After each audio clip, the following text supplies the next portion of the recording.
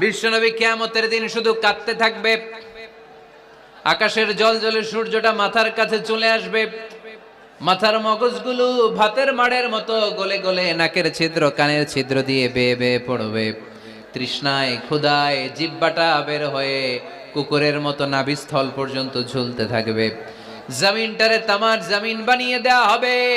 সবাই শুধু বলবে ইয়া নফসি, আল্লাহ তুমি আমারে বাঁচাও।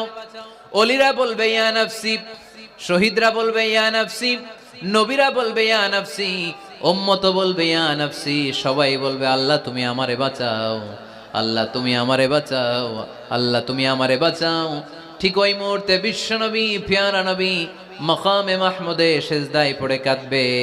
তিনি ইয়া নফসি না বলে চিৎকার করে কেঁদে কেঁদে বলবে উম্মতি উম্মতি রবলি হাবলি উম্মতি, ও রব আমার উম্মতকে তুমি বাঁচাও।